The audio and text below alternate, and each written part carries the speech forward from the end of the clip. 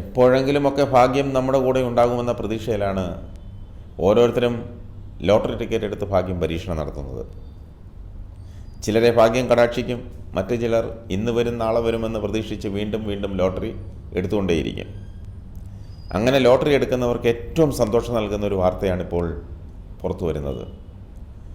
സംസ്ഥാനത്ത് ദിവസേന വിൽക്കുന്ന ലോട്ടറി ടിക്കറ്റുകളുടെ സമ്മാനത്തുക 1 കോടിയായി വർദ്ധിപ്പിക്കാനുള്ള നിർണായക നീക്കം നടത്തുകയാണ് ലോട്ടറി വകുപ്പ്.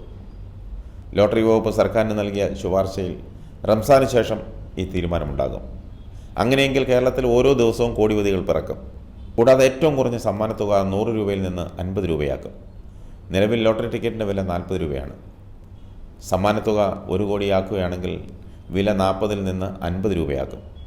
വിൽപ്പന കൂടുതൽ ആകർഷകമാക്കാനും വരുമാന വർധനയും ലക്ഷ്യമിട്ടാണ് ലോട്ടറി വകുപ്പിൻ്റെ ഈ പുതിയ നീക്കം. നിലവിൽ 50 രൂപ വിലയുള്ള 50-50 ലോട്ടറിക്ക് മാത്രമാണ് 1 കോടി രൂപ സമ്മാനമുള്ളത്. മറ്റ് ടിക്കറ്റുകളുടെ സമ്മാനവും വിലയും ഇതിന് സമാനമായി ഉയർത്തി ഏകീകരിക്കാനാണ് നീക്കം. അതേസമയം ബമ്പറുകളുടെ 1ാം സമ്മാനം അതാത് സമയത്താണ് തീരുമാനിക്കുന്നത്. നിലവിൽ വിറ്റുവരവിൻ്റെ 54% സമ്മാനമായി നൽകുന്നത്. ഇത് 58% വർദ്ധിപ്പിക്കും. ടിക്കറ്റുകളുടെ അച്ചടിയും കൂട്ടും. നിലവിൽ അച്ചടിക്കുന്നവയെല്ലാം വിറ്റുതീരുന്നുണ്ട്. കഴിഞ്ഞ ബഡ്ജറ്റിൽ ധനകാര്യ വകുപ്പ് മന്ത്രി പറഞ്ഞിരുന്നു അച്ചടി വർദ്ധിപ്പിക്കുമെന്ന്. ലോട്ടറി സീരീസുകളുടെ എണ്ണം 12-ൽ നിന്ന് 15 ആക്കാനും ശുപാർശയുണ്ട്. മൊത്തത്തിൽ അടിമുടി മാറ്റമാണ് പ്രതീക്ഷിക്കുന്നത്. ദിവസേന 1 കോടി സമ്മാനമാക്കുകയാണെങ്കിൽ ഉറപ്പായും കച്ചവടവും കൂടും, ലാഭവും കിട്ടും.